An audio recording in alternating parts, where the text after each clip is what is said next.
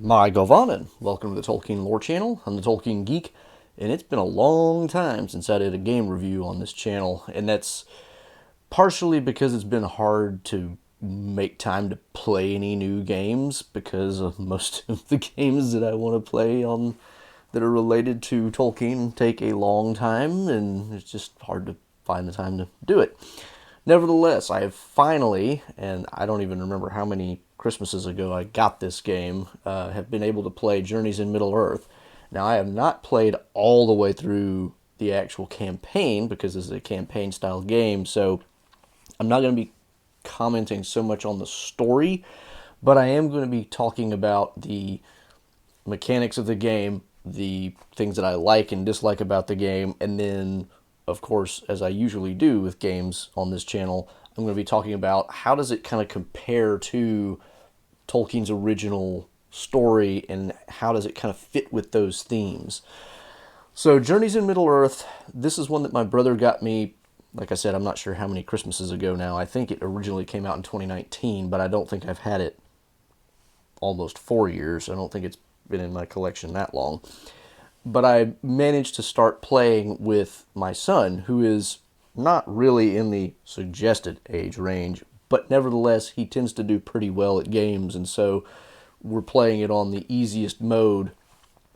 And so I've gotten a chance to play 3 scenarios so far out of, I'm not sure how many the first campaign is. There's also a DLC campaign you can get with just the base set. There's also 2 expansions that you can get for the game, which also you can get DLC for. So in total, as of right now, there are 6 possible campaigns that you could play with this game if you get all of the physical expansions plus the DLC.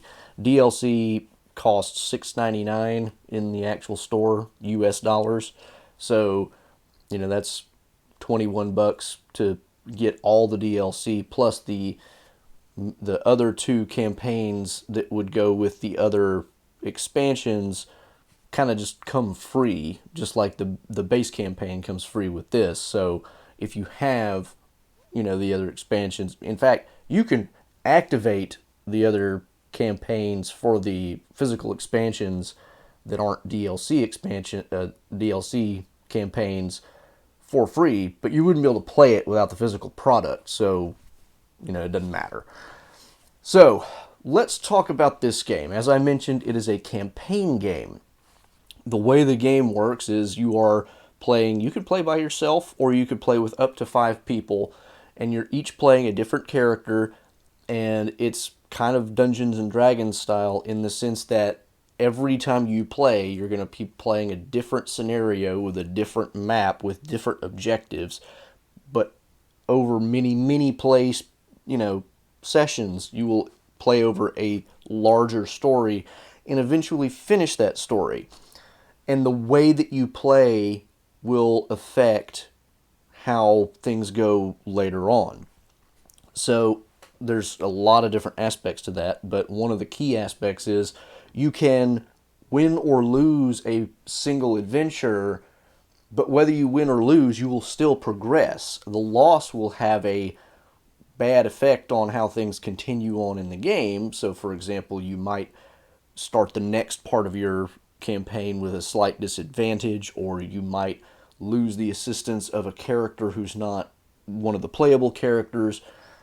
But there's also the aspect of if you move on without having actually completed everything in a map, you might have missed out on some items or gaining some lore, and I'll explain what lore is in a minute, but I'm just trying to give a general overview here. There are things you can miss out on, and there's also a time element to this too. So the game, there's an app that comes with this, which it doesn't come with the game itself, but you download it on either a smartphone or a tablet, and it manages kind of like a dungeon master many of the aspects of the game that would otherwise take a lot of time and effort to track either on paper or some other means.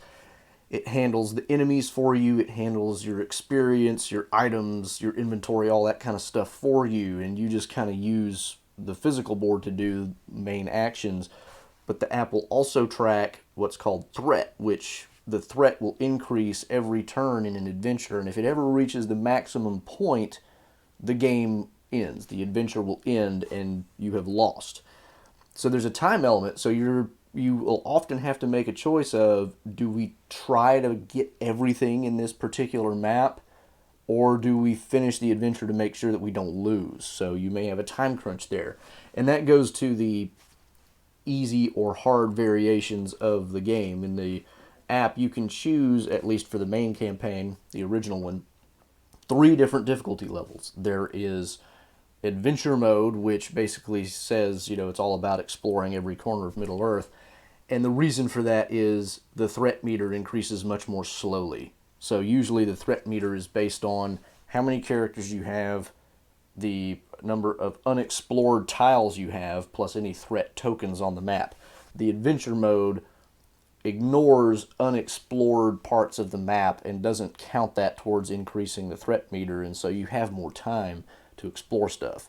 And that's why I'm playing that mode with my son, because my son is not, he may be capable at his age of kind of playing through the mechanics of the game, but he's not necessarily going to be the most efficient with his decisions because he's not at that level of thinking strategically yet. The other 2 are just normal and hard. And, it's even on adventure mode, it can be a kind of a difficult game because in combat you do have the very real risk of getting killed. But I'll get, to more of that detail later. So that's kind of the overview of the broad scope of the game. You have these adventures that you're trying to complete, hopefully successfully, to move on and have a better chance of completing the next adventure and so on, and eventually, come to the end of the campaign. But how does the game actually work? Well, this game, one of the reasons actually that it took me a long time to get this game to the table is that on the surface it looks really daunting. Because there's a lot of components, there's a lot of moving parts, there's pieces, there's cards, there's, the map pieces, there's just a ton of stuff in the box. And it looks a little bit threatening to, anybody who's not played a Dungeons and Dragons style game before. And, I've played some fairly complex games. The War of the Ring, which is one of my favorite board games ever, is a pretty complex game. Nevertheless, this one seemed like it was just going to be kind of a pain to play, and I just, every time I read the rules, I didn't feel like I really had a great grasp on it. And then I watched, and I highly recommend this channel if you're into board gaming and just have a game that you're just curious about and don't want to spend your money on it before you get a good shot of, understanding it. First, Watch It Play. Well, Watch It Played, is that the name of the channel? I forget. I will put the channel link in the description below because for some reason my mind is blanking now. But it's a guy who literally just explains how to play a game and kind of shows you as he's doing it on camera so you can kind of get a grasp of it. And I watched that, and I also watched another video on the Dice Tower channel where a couple of the Dice Tower people were playing a session of one of the expansion campaigns. And between those two, I realized the game is not as complicated as it seems, actually. So there are a lot of things in the box, and there are some complexities to it, but it's actually pretty simple at its heart. And that made it a little bit easier for me to finally decide to just take the plunge. And so I don't even remember how I got my son into doing it. I think I was messing around with it, and he was like, "Ooh, can I play?" Which, of course, I don't remember if I was even trying to do that, but I think I might have suggested it at least, but he was more than happy to try it because he likes trying new things. So, at its bottom, this game is really about moving around on a map, checking for different things. There will be people tokens, interaction tokens, threat tokens, things to interact with, basically, on the map that are not enemies, and then enemies that you fight. Those are the 3 things that you do on your turn. You can move, interact, and attack. Those are the basic actions that you have. Moving is really simple. If you choose to move, you can move up to 2 spaces on the map, or 1 space, or you could move 1 space and then move back, or, whatever. And interestingly enough, you can interrupt that move action by, you can move 1 space, interact with something in that space, and then continue your move action after you do that and move 1 more space. So you can interrupt your own move action, which I think is really handy and cool. The interact action and the attack action are where your main mechanic of this game is going to come into play, and that is called testing. A test is anytime you have to use one of the stats of your characters. Each of your characters has 5 different stats: wit, wisdom, spirit, agility, and might. And you can kind of guess what all of those are just by their names. And you're going to kind of Dungeons and Dragons style test whether you pass a particular challenge or whatever. But unlike in Dungeons and Dragons, where you would be rolling, say, a d20 die or some other kind of die that has an unusual number of sides for the average player, you're going to be using a deck of cards. And it's not a very big deck of cards, but it will get bigger over time. And the way you do it is you have a stat that has a number next to it. And let's say Aragorn has wisdom 4. And if you're testing wisdom, that means you will take the top 4 cards of that deck, turn them over, and find out if you got enough successes to pass the test. So the bigger the stat that you have, the more likely you are to pass whatever test it is you're trying to pass. And when you're attacking, your items that you use for attacking, there's daggers, swords, battle axes, different things. Those items each have a particular stat attached to them, which will show this is the thing that you test when you use this to attack to see, how well you do. So swords and battle axes use might. So if Aragorn's might is 3 and you attack with a sword, you will turn over 3 cards and see how many successes you get. Now, the way the cards work is there's 3 different kinds of cards, basically, when it comes to making the test. There's success, which is like a little yellow star in the top left corner. There's fate, which is kind of a grayish-green background with a leaf symbol. And then there's cards with nothing in the top left corner. The nothing in the top left corner is just not helpful at all when trying to pass a test.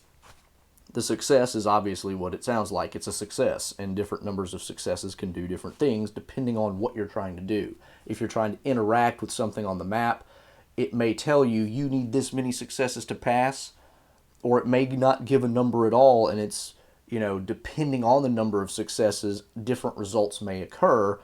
And then sometimes there's even interactions where you have to cumulatively over a few turns rack up a number of successes before you complete that. And that very often will be something like the end of, like the end of the adventure, because you're trying to, as a team, come together and overcome some final challenge or, something to that effect.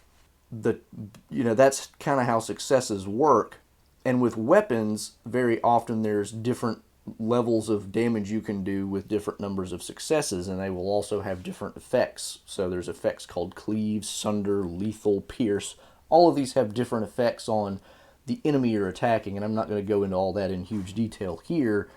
But the really interesting thing about it is those fate icons I mentioned, the little gray-green background with the white leaf, those can be turned into successes if you have inspiration tokens. And you can gain inspiration tokens in a number of ways, very often at the beginning of your player turns, the player's turn, not necessarily the individual player turns, but on the, our turn versus the computer's turn, let's say, everybody will get 1 inspiration. You might also get inspiration for finishing an interaction in a positive way, or for defeating some enemies, or their, effects and items that can give you inspiration. There's lots of different ways to get inspiration.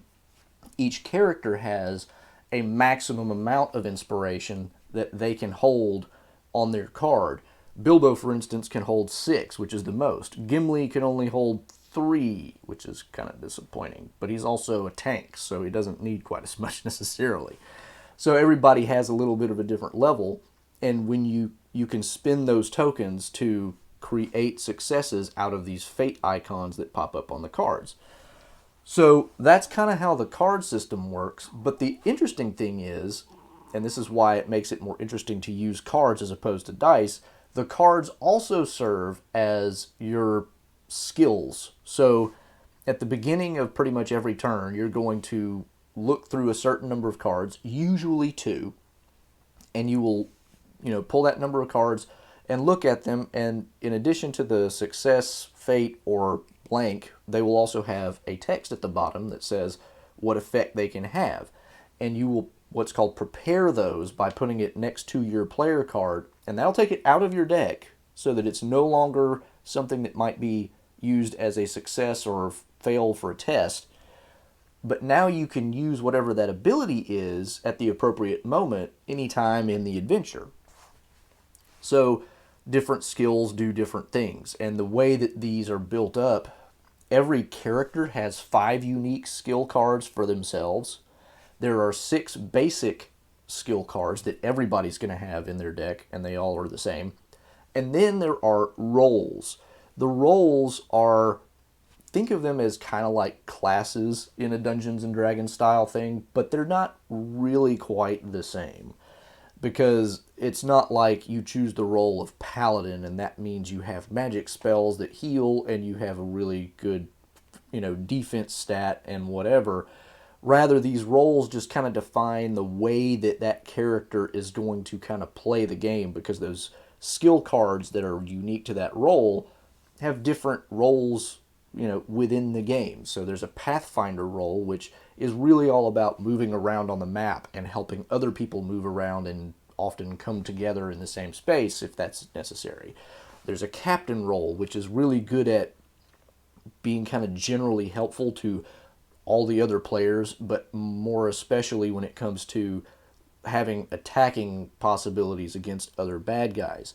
There's a Guardian role, which is kind of the tankish role in the game, so it's kind of like a paladin or knight, I guess, if you're used to that kind of thing. There's a Hunter role, which is more just straight up attacking and doing lots of damage. There's also a Musician role, which if you're familiar with what bards and things like that typically do in RPGs, it's kind of like that. In here, it's more about gaining inspiration and doing other things than a typical bard, but it is kind of like a support type of class. And then there's the Burglar role, which is interesting. The Burglar role is really good at hiding, and I'll explain hiding in a bit, but it's really good at just kind of being on his own. Whoever the burglar is good at being on their own and just kind of getting away with things that you might not otherwise be able to get away with if you're apart from the rest of the group. So there's different aspects to each of these roles, and it gets more in depth than that, of course.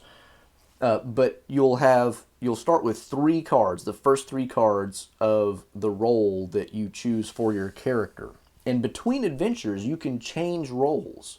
So in one adventure, I might have Aragorn as the captain, which is what they suggest as his role. But the next one, I might change him to a guardian or a pathfinder. And the reason that this is important is because every time you finish an adventure, you'll get experience. But you'll gain experience for the role that you're playing. And over time, you'll be able to buy more cards from that role as you gain more experience for that role. So you'll be able to put more cards into your deck. And there's cards of different levels. There's some cards that you can buy for 3 experience, some that you can buy for 7, and some that you can buy for 12. The ones that are 12 are successes. The ones that are 7 mostly are fate icons. And the ones that are 3s are nothings. So you can save up and get just more successes to make your deck more effective at passing tests, or you can go for just whatever the skill is on the card.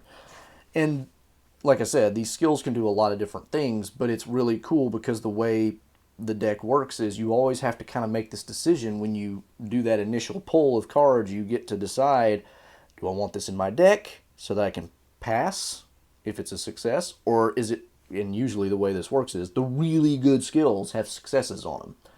So therefore, do I want this in my deck so that I have a success?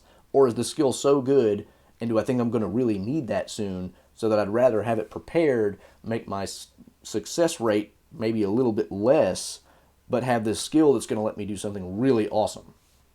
So that's a really cool aspect to the way that this is done. Now, I mentioned experience can help you get more stuff, more cards for your deck, right? Well, there's also lore. And lore is, I mentioned earlier, something that you can kind of get through doing things within an adventure. Often it'll be, from exploring different parts of the map and interaction points on the map. You might also get it just for completing the particular adventure you're on. But lore is, over time, what you will use to upgrade your equipment.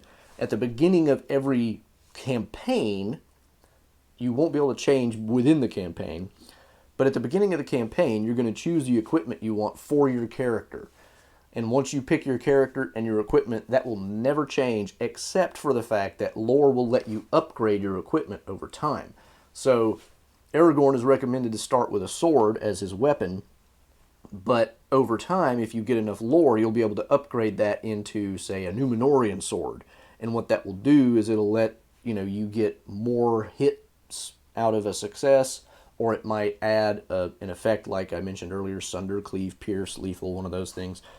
It might even let you test a stat other than the base one that it starts with. So, for instance, Aragorn has, basically a sword, but it tests might, which is not his best stat. But there's a level 3 sword that you can get which tests wisdom or might. And his wisdom is 4. So you'd be able to test a better stat in using that weapon. So experience and lore are these two things that you can use to better yourself over time. Like I said, you can change the cards that are in your deck by changing your role, although there's a simple caveat to that, which is, as I mentioned, each character has 5 of their own. Everybody's got 6 basic cards that they're going to have, and then the 3 of the role that they pick. So currently in the game that I'm playing with my son, I've been playing Aragorn as a Pathfinder because there's only 2 of us and the captain role just didn't make as much sense to me. Nevertheless, I have earned 12 experience up to the point where we're at, which means I could buy any card I want from the Pathfinder deck. So if I buy a 12-point card at a success, that'll be in my deck for the rest of the campaign.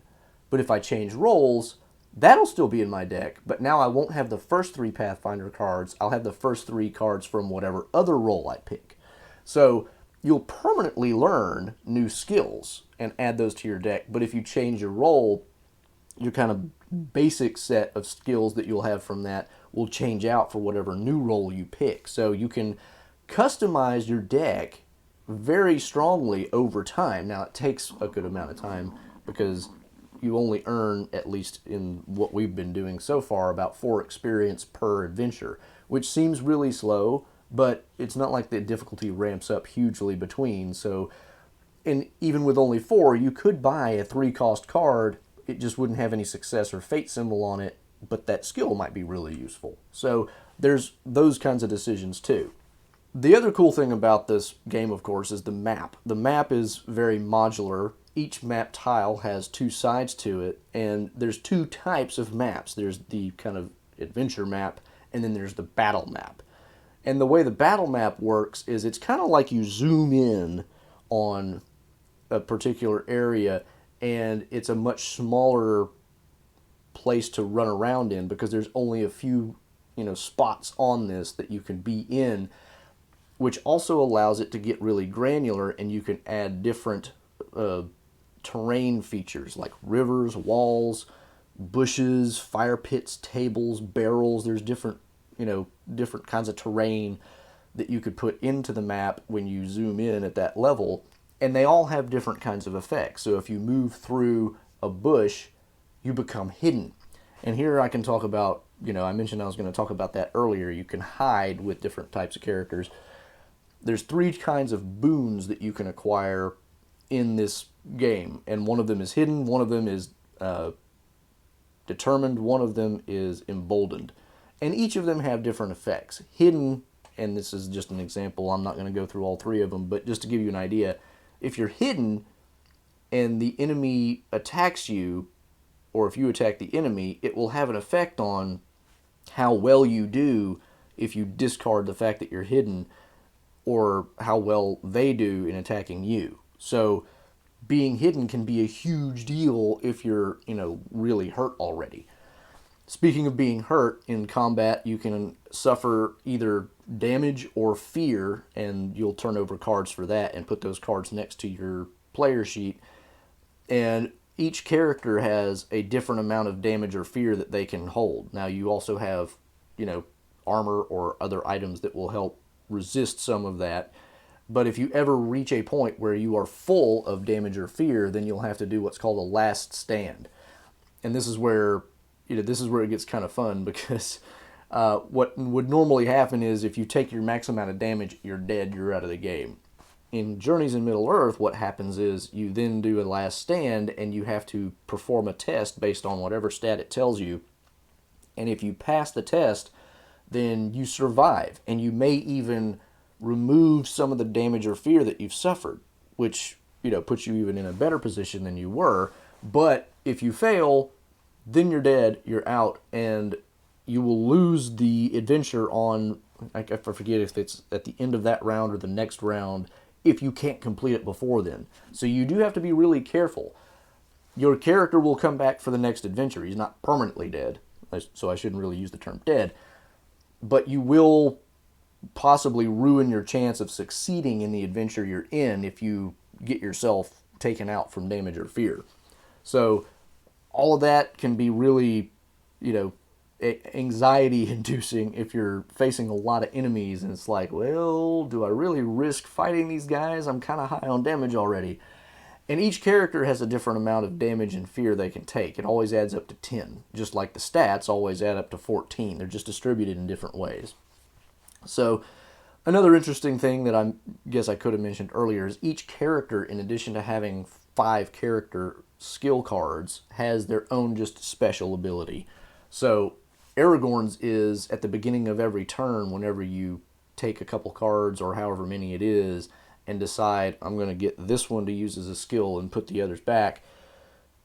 At the beginning of every turn when this happens, Aragorn and anybody near him will actually get to take 1 extra card. So it increases your odds of getting a card that you'd like to keep.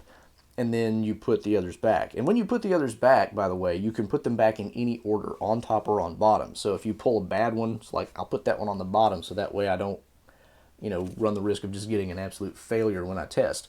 Or if it's a success, you could put it on the top and be like, well, I know my next test is going to get at least 1 success.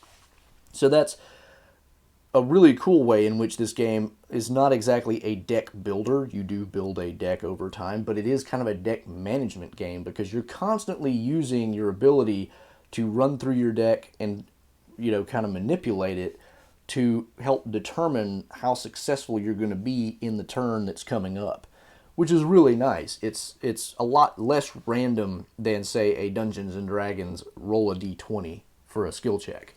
Because rolling a d20, you could hit a 1 or a 20, and it's just random. Whereas with this deck, because the deck is small enough and you can manipulate it enough, you can have a pretty good idea before you go into something, what are my odds of succeeding? And pretty much every round at the end, you're going to shuffle that deck all over again and start again. And so you're always going to, go back to a position of, well, I don't know what's coming up exactly unless I, pull that and put something back on top.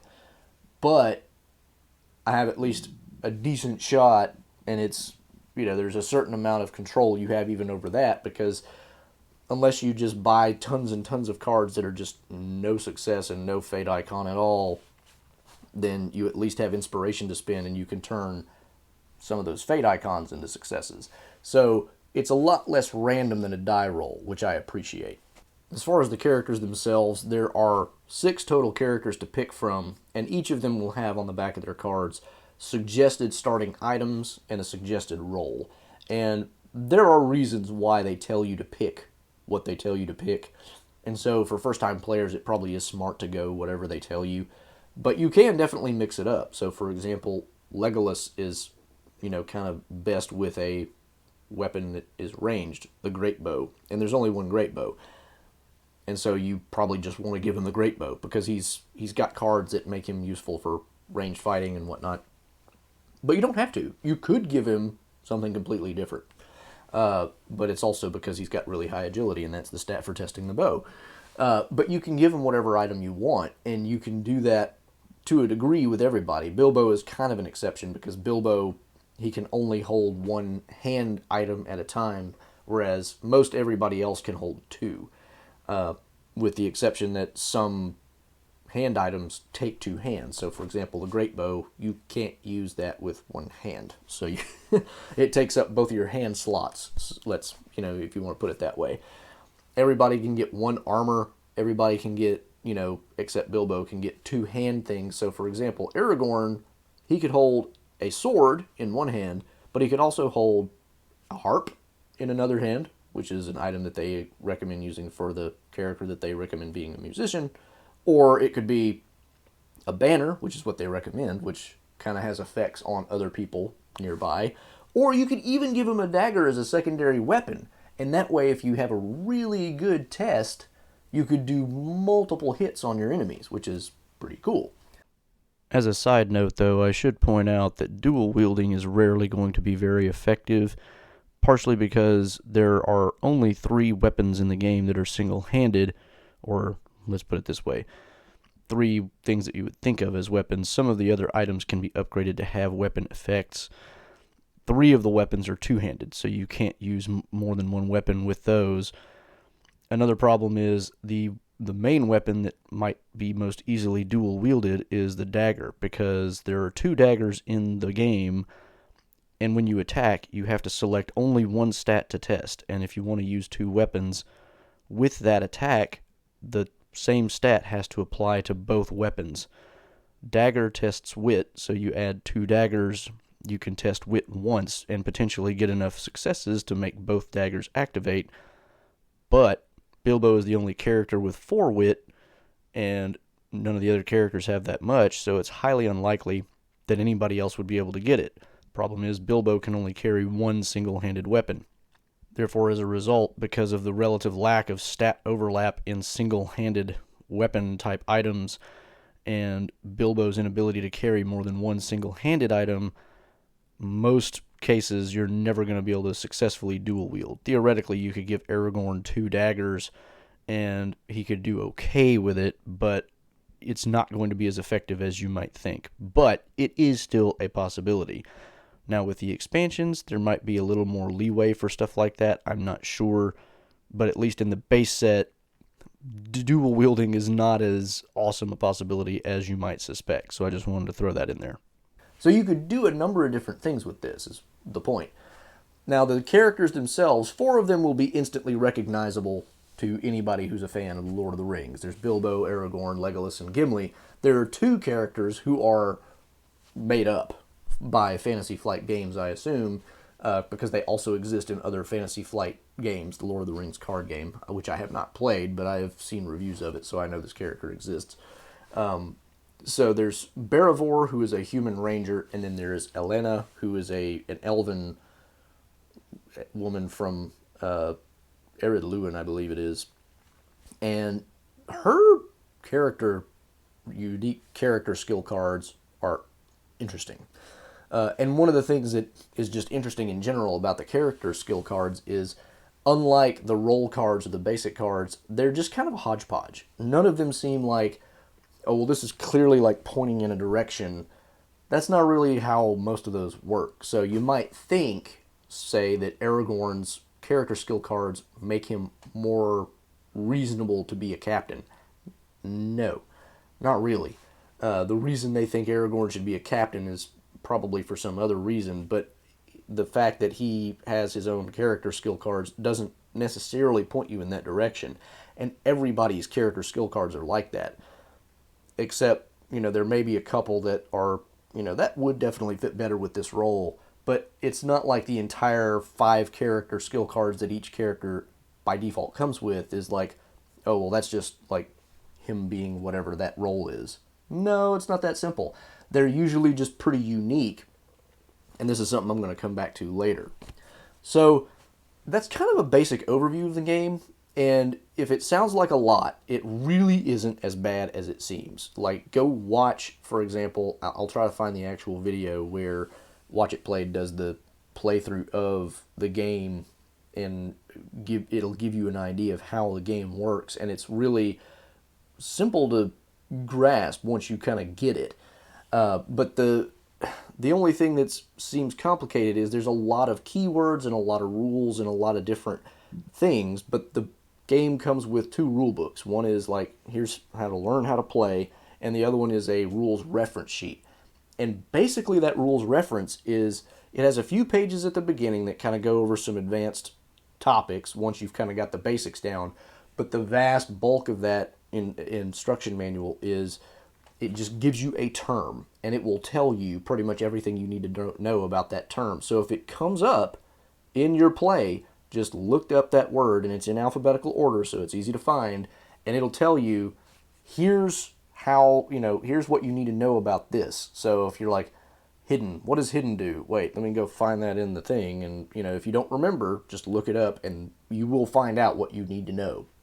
Some of them, the entries will point you to, okay, see this on this other page, which is fine. I mean, it's not going to take you in a huge, long train of finding stuff. It's going to take you right to the one that you actually need to do. So, for example, if you want to know what Sunder does as an effect of a weapon, it's going to take you to the page for modifiers. And all of them are explained under modifiers. So, if you remember that, you can get a easier time finding stuff like that. But the rules reference is really handy because whereas the game does have a lot of rules, you don't have to remember, like, what page was that rule on? How do I find it? Which can be a problem with games like, say, War of the Ring, because the War of the Ring is a big, complex game with lots of moving parts, and there's not the world's best index or something in the instructions that will lead you directly to where you need to go if you're trying to remember a specific rule. You kind of have to remember where it is or find it on your own.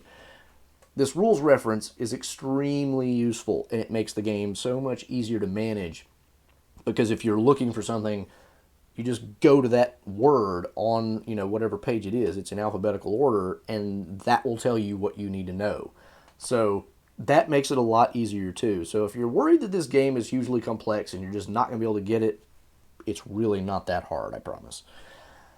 So that's a basic overview of the game. There's, more stuff to it. You can also get items that are not your starting items that are called trinkets over time. You can get things like, boots, for example, is one that we've already encountered. And these kinds of items will have what are called, I forget the exact term, but basically you'll have a certain number of uses of that item per adventure. And it'll be marked with these little tokens that look like a bag. And every time you use it, you'll probably have to get rid of one of those, and when you don't have any more, you just turn it over to show that you can't use it anymore. And these, like your starting equipment, can even be upgraded over time with lore as you go through the game, so they can improve their effects as well. There's various different bad guys that, the different bad guy miniatures represent different kinds of bad guys. And there's also what can be elite bad guys, which have better stats. They do more damage. They might have more health. They might have armor. And that's another thing. There's armor, and then there's kind of like magical armor, and you can get around that with different kinds of weapon modifiers. So the way that the bad guys move is completely handled by the app. You don't have to worry about that. The only thing you have to really know is the basics of how they move. So the app will say something like, this group of enemies moves to, attacks Aragorn, or whoever. And you have to know the rules for how that works. Certain weapons and certain bad guys will have ranged attacks, and that's denoted by a particular symbol that looks kind of like an arrowhead. So the great bow is the only real ranged weapon in the game for you, except there is a upgradable dagger that you can actually use as a throwing dagger, so that's cool. But mostly you're going to be encountering this, unless you're using the great bow, you're going to be encountering this as enemies who are shooting at you. So there's all kinds of different small rules that I'm not going to get into here because it's just not the point. What do I like and dislike about this game? What I like about it is the fact that, and I've mentioned this before, the fact that you can get a kind of a Dungeons and Dragons style experience without rolling dice is really cool, I think, because the dice rolling is so random, and you can't predict what your odds are other than just, I need a 16 on a D20, and so my odds are 5 out of 20, right? I mean, 16 and above is a hit. 5 out of 20 is like, that's not very good odds, and it doesn't really tell you anything very useful about your chances of success. Whereas with this deck building type system where you can get more cards to add to it and you can keep track of what cards are in it. Like I said, you start with 3 plus 6 plus 5. That's only 14 cards, and you're going through them pretty quick if you're testing a lot in a given turn. So, and of course, you can pull more cards out of there to prepare as skills, which I should mention, by the way, you can only have 4 skills prepared. And actually, you will have 15 cards in your deck, because in addition to all those that I mentioned, you will also have to pull one what's called a weakness card, and sometimes events in the adventure will add more weaknesses to your deck. They just do nothing. So, I mean, all they do is make it harder to succeed in the tests, really. That's all they do. But so those can be added to make it even worse in a given adventure, but those will all reset out at the end of the adventure before you go to your next one. So, you can track pretty well what your odds of succeeding are. So if you've played a couple of tests already and, it's the end of your turn and now the bad guys are attacking, you can have a pretty good idea of, if they attack, am I going to have really much chance of succeeding at avoiding or preventing some of their damage? Probably not. Or maybe I will, because my first 2 tests earlier in my turn were complete flops, which means all my good cards have to be at the bottom. You can gauge your odds, which lets you plan out your turn pretty well in some ways, and it makes it a lot easier than just going up against somebody going, well, I hope I get a lucky die roll, we'll see what happens. Because you could roll a D20 and get a 1 or a 5 or a 3 or 2 over and over and over again and just never get that success. With the way that this game is set up, you're going to get successes. It's going to happen. It's just a matter of when and where. And the inspiration allows you to take advantage of other cards that are not straight out successes, but you have to be careful how you spend those, because you may want to save them, because if you spend them all on your own turn and then a new bad guy pops up on the map and attacks you out of nowhere, well, now you don't have any of that to spend on trying to succeed in avoiding his damage that he's about to deal to you. So you always have to keep these things in mind. And that kind of goes back to what I said earlier, too, about having to decide, do we want to try to get everything in this map, or do we just finish the adventure because we're running out of time now and we don't know how long it's going to take to pass this final challenge to get to the next level. So you always have those kinds of decisions, too. One thing that I find kind of less than ideal in this is the whole app process behind it. And whenever I first started looking at this seriously and trying to get ready to play it for the first time, I was like, seems like this ought to just be a video game. Why does it need to be a board game with an app? It seems like you could just spend $20 on the app itself and do everything within the app, and it's going to be just basically the same game. This just seems like a really expensive, add-on to an app that doesn't need to exist. It's just a way of making money for Fantasy Flight. And there is a certain amount of truth to that. If you're playing this game, you might at some points be tempted to wonder, why do I need all this physical stuff when I could just be playing it on my app? And you're more likely to think that if you're playing solo, I think. If you're playing with other people, then I think clearly that's not really the same kind of concern. If you want to play with other people, being able to do it on a table with physical stuff in front of you is much nicer. But there is a certain truth to the idea that the app does so many things for you, and it tracks so much of the stuff. The only things it really doesn't handle is where you are on the map, where the bad guys are on the map. It tells you how far to move them and in what direction. But other than that, it's letting you put them on the map. It tells you where to start things. But other than that, it doesn't know where anybody is. It's trusting you to figure that out. And the actual cards, right? So it doesn't do the cards for you. All of that could pretty easily be implemented into the app so that everything is handled there. Although I will say, putting all of that into a phone screen would be a little difficult, because you have to be able to look at the cards and say, okay, I have these cards available to me when I pull at the beginning of my turn. Which one do I want to keep, or do I not want to keep any of them? And how do I want to put them back in the deck? So there definitely would be a disadvantage to trying to handle everything in the app. It's one of those things where I think it's going to depend on how much of a Luddite you are. If you're very, very much like Tolkien and not a huge fan of technology, then yeah, this is going to seem like too much technology in your game. If you're just, but it's one of those things, I think if you give it a try, you'll probably learn to kind of get with the program of, okay, I understand the distinction, why this is going the way it is, why the app handles what it does, and why I'm doing what I do. Because at the end of the day, what it is it's a board game which needs something like a dungeon master. But the app gives you a way of having that dungeon master without having to have another person who's doing that who might rather be playing one of the main characters.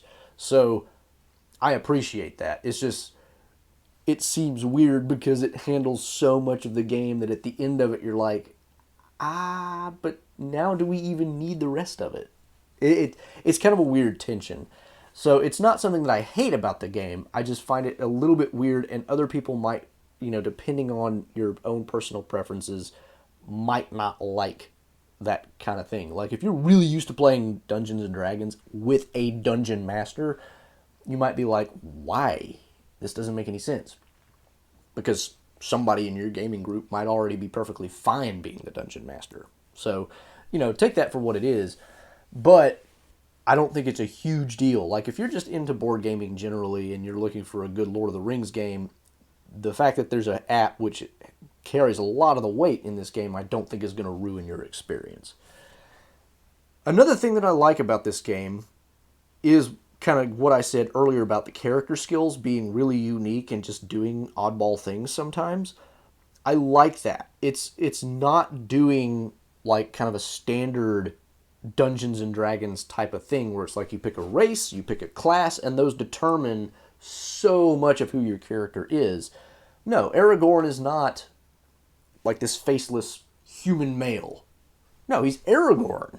And so his skill cards represent that. It's these skill cards that are unique to him tell you something about who Aragorn is, and it fits with his personality, his story, all of that. Similarly with the other characters, every one of them, they have their character skill cards that are unique to them, and which, like I said, don't necessarily put them in a position of, well, clearly Gimli has to be the Guardian because his character skill cards look like Guardian cards. No. The fact that he's a dwarf doesn't make him, that much more fit for the Guardian role. The fact that Legolas is an elf and has whatever character skill cards doesn't make him that much more fit for the hunter role, which is what they're recommended for. None of that is really true. And if you look at, and I mentioned Elena earlier, some of hers, she's recommended to be the musician. So you would think she'd be just kind of this background support character. She's got some pretty mean character skill cards for attacking bad guys. And it's, when I looked at it, I was like, well, dang, this is not exactly what I expected. But that's, like I said, I think this is the cool thing, is it's taking a lot of inspiration from something like Dungeons and Dragons to make a campaign type game, but it's not doing the kind of thing that Dungeons and Dragons would do, where it just kind of gives you faceless human, faceless class, human paladin, elven mage, or whatever. It's like, no, these are real people who have real personalities, real individualized skills. They're individuals, and that's really cool. The fact that each one of these characters feels like a character and not just a faceless mishmash of a, race and a class. That to me is really awesome. So I really enjoy that aspect of it. I should mention, just in general, Fantasy Flight is really good about this, but the artwork is obviously really good. The component quality is really high. The miniatures are not painted, but they're very detailed and high quality, and, just looking at them is like, oh man, that guy's cool. There's various bad guys. You can get new ones and new characters with the expansions, and I don't have any of those, but, you could, if you get the whole collection, like, you eventually have, like, this mass of toys that all look extremely nice. The other thing that I have to say that I really like about this game is the fact that you can go through an adventure and explore just random stuff and just in one of the very first adventure, for instance, that my son and I played, you can interact with tokens that don't advance your adventure in any way, but they just kind of tell you more about where you are, and you get information about the landscape or something like that, and that may have an effect. Like you may gain lore or you may gain inspiration, but it doesn't really affect the adventure as a whole. But it makes you feel part of the world. It really draws you in and makes you think, I am actually a guy exploring real territory, in this real world that, there's a history to, there's backstory to this, there's ruins. You can explore the ruins and find out, oh, there's a carving over there that you can learn something about and gain something, but not anything concrete. You gain lore, but that's like, it takes 20 some odd lore to upgrade even the most basic equipment, and it takes a while to get there. So it's like it doesn't have a huge impact on your adventure, but it's still really cool to learn about all this. The app in this regard is also really good because the app has usually some narration at the beginning of something, but it will also have just a lot of text, sound effects, that kind of stuff. Anytime you advance to a certain point, it'll start telling you, oh, so more bad guys are popping up over there, and whenever they attack, they'll usually have some kind of like ah, sound effects. But it also has pretty good narration too, whenever it narrates a few things. So the app very much adds to that kind of sense of, we're in a real world, and it plays background music, of course, which adds to the overall, feel, the atmosphere of the adventure you're playing. So there's a lot of different aspects of this game that really go into making it a full-bodied experience. So that's another reason why I don't mind the app so much, because it really does help with that background music and lots of other things. It really just makes the whole thing feel a lot more real. So there's a lot of that kind of stuff, the production quality as a whole, that just people put real thought into this game when they put it together. It's not just like, oh, go through the map, hit your objectives, and be done. If it was that simple, it would still be a fun game, but this is Middle Earth we're talking about. You don't go to Middle Earth to just finish the quest. That's not how Tolkien would have done it, and it's not how these people did it. So I have to really appreciate the amount of effort and detail they put into this. It's really good. And that's kind of my main likes and dislikes about the game.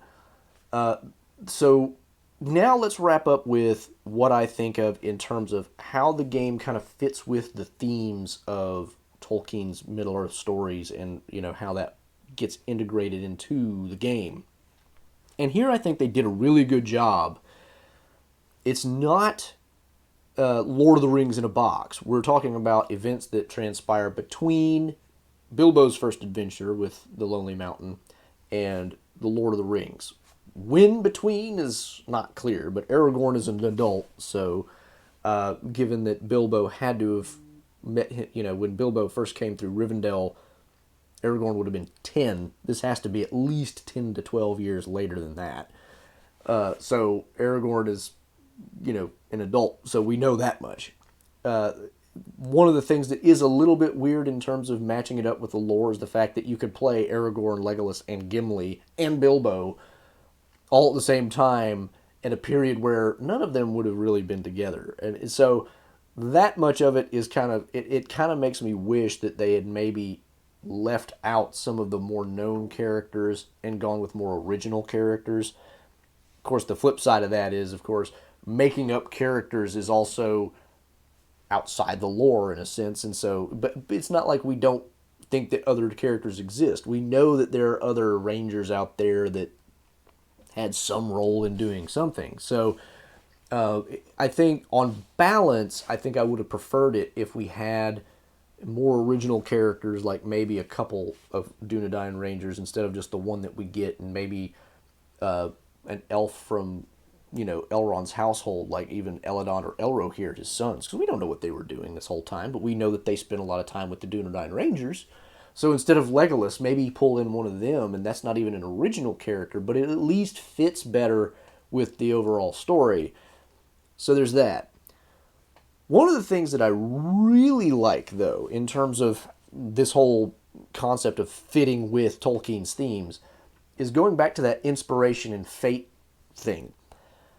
The reason I like this so much is because if you really pay attention in Tolkien's stories, very often it is not about just an individual's unique skill or whatever that gets them through. It is often the case that Providence, in some way, steps in, lends a hand, and aids the completion of the quest. And this is represented in this game by inspiration and fate. So the fate icons on the cards is like, here is your opportunity for fate to step in and help you succeed where you otherwise might not. And you have to be inspired enough to take advantage of that fate taking action in your adventure. And I think that's just genius. I mean, like, whoever designed this game was clearly paying a certain amount of attention, because it could have been, this mechanic of using inspiration tokens and the fate icons on the cards could have been named anything, and you could have just made it work. But the fact that they used inspiration and fate, I think, shows that they really were paying attention to the source material and understood the kinds of things that Tolkien was doing in his stories. And this is something that I talk about with The War of the Ring. The people who designed the War of the Ring game clearly understand a lot about the story, because the cards that get played and whatnot in that game really have a lot to do with the story, how the story works, not just the individual events, but just the nature of how the whole thing goes together. Same thing here. I think whoever designed this and was, putting all this stuff together really knew what they were talking about. They weren't just making stuff up and being like, yeah, you know what, let's make a Lord of the Rings themed game and do whatever with it. It's like, no, they put some real thought and time into how do we take what Tolkien does in his stories and make it into a game that is kind of like Dungeons and Dragons. So whenever they use inspiration and fate, that is, to me, you could see that in so many instances in Tolkien stories. A character gets inspired or is affected by what seems to be providence and does what they need to do, and that's how they push through what looks like an impossible situation. And I just really love that they did that. The one thing I will say about it that is kind of a negative is the fact that you can build up, for some characters anyway, a lot of inspiration and just spend them like crazy on a lot of different fate icons, which I think is maybe taking it a smidge too far in a lore type sense. I understand why they kind of have to do it as a mechanic, right? I get that. But from a purely lore perspective, if you're thinking about the way fate and providence works in Middle Earth, it's not like fate is just dealing you out potential cards all the time where you can just be like, well, I'm just going to, dump all my inspiration into this and go and, see what comes. It's a little bit heavy-handed in that sense, but again, it's a game. You have to have a certain amount of leeway there, just like you do in the War of the Ring with like when the Ents awake and go attack Isengard. You can't have that necessarily play out exactly like the book, because if you did, it wouldn't be much of a game, right? So that's I really like the mechanic as the way they implement that, but it is kind of like, okay, but like if you really think about it too much, it gets to be a little bit cheesy. But that's fine, like I said. Another thing that I think is really cool is, and this goes back to each character being unique, each character has unique stats, obviously. And each one is a very different mix of stats. Gimli has lots of might and spirit, and everything else he has is garbage. Beravor, who is a human female, is extremely average. She's got a 3, 3, 3, 3, and then a 2. It still adds up to 14 overall. But, she's just a much more well-rounded, less, focused type of character. And I like that because it lends again to that idea of each of these people are characters, not just faceless things. But on the other hand, the way they do it is slightly less lore accurate, again, because they have to make it a game, right? So Aragorn has 4 wisdom, he's got 3 wit and 3 might, and then he's got only 2 spirit and 2 agility, which seems a little weird to me.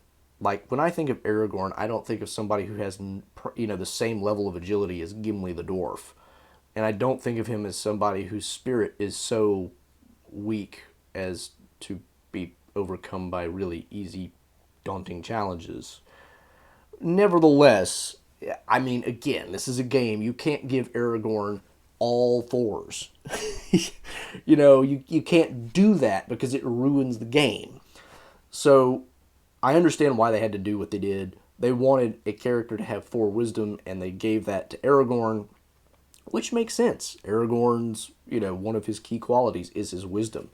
But he's also very powerful, and he's also very not dauntable, and therefore ought to have high spirit. And he also has a certain amount of wit, and it's like, you just can't totally represent all of this in a single character without breaking them, which kind of goes back to what I said earlier about, maybe have characters that are less lore direct and add in other characters that are either minor characters in the books or original characters, and so that's a little bit more believable. So, I mean, that's one of those things where Aragorn is really the biggest example of this, I think, because the rest of them you can kind of see where they went with it. The other thing I will say, though, on that note is Great Bow being primarily driven by agility makes absolutely no sense. I think actually it makes more sense for a sword to be driven by agility than and the bow to be driven by might. If any of you have ever tried to draw a real bow, and I'm not talking a hunting bow, I'm talking about a bow that would have been used by medieval soldiers in warfare, those things are heavy to pull. I mean, they're not easy at all. Swords only weigh like 3 pounds, maybe 4 if it's a really big one.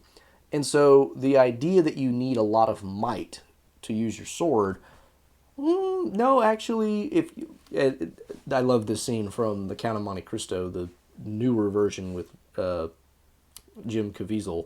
It's not in the really old version. But the old guy played by Richard Harris in the prison where Edmond Dantes is being held prisoners, just to keep him out of everybody's hair, starts to train him on swordplay, and he says, "A stronger fighter does not necessarily win. It is speed. Speed of hand, speed of mind." This is how swordplay works, generally speaking. You need to be faster and more nimble with your blade, and so it actually makes more sense for that to be agility. I know why they did it. Because everybody does it this way, and I don't know how it got started, but ever since RPGs have been a thing, swords have always been driven by strength, bows have always been driven by agility, dexterity, whatever. And it doesn't really make a lot of sense, but that's just the trope. It's the way it's done, and so there's probably just no getting around it at this point. But that's one. It's just one of those things. If you really start to think about it, you can nitpick things like that to death. But fine, whatever, it's okay. So, some of the lore type stuff, this is how it goes. But the other thing that I like about the lore is, like I said, the way that they give you kind of backstory on just the region you're in. You will find dwarven carvings or items that were left by some other group of people, or the fact that they try to pull some of this kind of story driven stuff into it is also really nice. I haven't got far enough into the story yet to know if the story as a whole is going to be very accurate to the lore. Obviously the campaign is invented for the purpose of the game, but it's so far at least something plausibly that could have happened in between the events of The Hobbit and The Lord of the Rings, other than the fact that we know Bilbo wouldn't have been involved in it. So that is also nice, at least so far. Like I said, if I had to wait until I finished the entire campaign before I did this, I'd probably be waiting another year before I reviewed this game, so I just didn't want to wait that long. Which is why I may never do a review on the other expansions if I get them, because the only reason to really review them would be to talk about the story, and that's just going to take too long to get through. So, do I think this is like Lord of the Rings in the box? obviously it's not Lord of the Rings in a box like War of the Ring, because War of the Ring is about the Lord of the Rings story. Do I think this is Lord of the Rings world in a box? Kinda. I mean, there are a few issues here and there, but I really do think that the people who built it, put it together, designed the system, the play, everything about it, really took their cues from Tolkien's writings in a significant way, with obvious modifications as needed to make it a real playable game. But they made it in a way that any good Tolkien fan could look at this and go, you know what? Man, I kind of feel like I am in Middle Earth. This is cool. And so that is part of the reason why I love it. You know, I've only played 3 adventures so far, and I'm really looking forward to getting more in as I have time, which is not always easy. But I really like the fact that I can feel like I'm really playing a role in a Middle Earth adventure with, you know, characters that I could pick, you know, and maybe I'll even, you know, I think every now and then about playing the thing solo just so I can play through it a little bit faster, but when am I going to find time to play this thing solo? It's not going to happen. Uh, but I'm really tempted to do it because I really want to get through this story and I really want to experience more of it. So, and I also really want to experience it with more players. And I have current plans to play with my brother-in-law and his 2 sons who are older than my own, and hopefully get an experience of 4 players playing this game to really get a feel for how it plays out differently with that different character dynamic. You know, 2 versus 4. I think it's going to make a big difference because with 2 and you're trying to explore a whole map, you have to split up and do a lot of stuff on your own. Whereas with 4, you can have groups of 2 and 2, you know, and I don't know what that's like yet. And so I'm really looking forward to that. But the thing that really pulls me in, and this is why I love War of the Ring, and why a game like, say, Lord of the Rings: The Confrontation can sit on my shelf for a long time, and I don't necessarily think about it. The reason I love this game and the War of the Ring is because the theming comes through so well that it really does kind of pull me in and go, okay, Middle Earth, that's where we are. We're in Middle Earth. And that's not to say that the theming in, say, the Lord of the Rings: The Confrontation is non-existent. It's not. The theming is there, but it's you know, it's an abstract game with theming that is just kind of implemented into how the pieces move, and that's really it. So it's not the same as like trying to live the Middle Earth experience. This, if I was to kind of give a comparison, I would say that while War of the Ring is like the 60,000 foot view of, you know, the Lord of the Rings story at a really far out, zoomed out, you know, and just kind of seeing it all happen. This is characters in Middle Earth zoomed way in, like you're in the woods with them doing their individual adventures and seeing how things play out. So it's a very different level of how close up you are, if you want to put it that way. But I think it's equally good at representing how something like this in Middle Earth would actually happen. And so I have to say, if you're into this kind of game at all, I highly recommend you give it a try. Like I said, you could go watch the videos that have been done on it. There's tons of videos out there on reviewing it and whatnot, but you can, you know, watch it actually be played. I'll link to some of the videos that I've watched that I found really helpful. But, you know, give those a try. Watch the videos if you're interested in this, just to get a better feel for it. And then, and I will also say, as far as that goes, don't necessarily think that just because you're looking at this and it seems like they're just doing a lot of rote repetition and, you know, kind of talking what they're doing, don't get the sense that just because it seems like they're just doing a lot of the same thing over and over again, that it's going to be boring. Because it can give that vibe if you watch some of these videos of just somebody playing the game. It's not quite like that. It looks more boring than it actually is, because when you actually get into it, you're having to make decisions and really think about, okay, how do I want to do this? And, you know, all this other stuff that makes the game a lot more interesting than just, oh, shuffle cards, play cards, shuffle cards, play cards. If you just did that with any game, it would probably look boring. Watch the videos specifically with the intent of understanding this is how the game works, and is it something that I could get into that's not overly complex. Don't watch it with the idea of, does it look fun to shuffle cards, play cards, draw cards? Because if you watch the videos with those kinds of things in mind, you're going to come away with it with the wrong impression by far. So don't, just watch the videos with that in mind, but do watch them if you're interested but not really sure if you're ready to take the plunge. This is not a cheap game, and it's not a game that you can bring out easily and play in like 30 minutes. Each adventure is probably going to take you an hour or better. So it's not something that you can just bust out and play and be done, and it also takes some setup and some packing up. So it's not like a really easy thing to play, but if you have the kind of time and the inclination to play a game like this, watch those videos, get a good sense for how it plays, because that helped me a lot. And if it looks like something that you might be interested in, and you think, yeah, I could have the time, and yeah, I could, get into that kind of a thing, do it. Because trust me, once you start, it's a lot better than you think it might be, and it really does pull you in. It's a really, really immersive experience, and it really does capture a lot of what the Tolkienian themes that we all love. It really does all of that very well. Better than I would have expected, to be honest. Like, I was like, this is going to be a cool Dungeons and Dragons style game. Yes, it is, but it is so much more than that. It is not just like Dungeons and Dragons ported over with slightly different mechanics.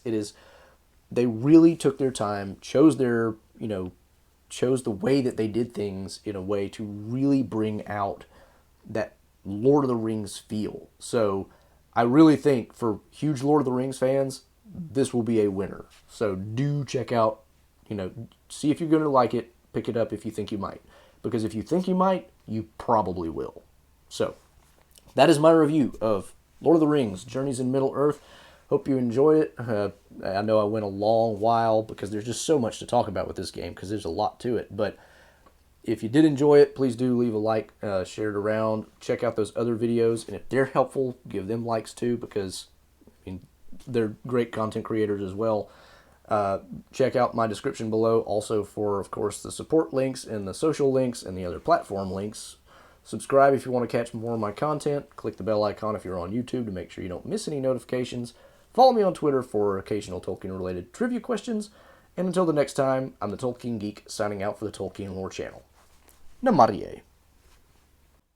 Thanks to all my channel supporters, especially Elf Friends PA Brew News, Nathan Dufour, and Paul Leone.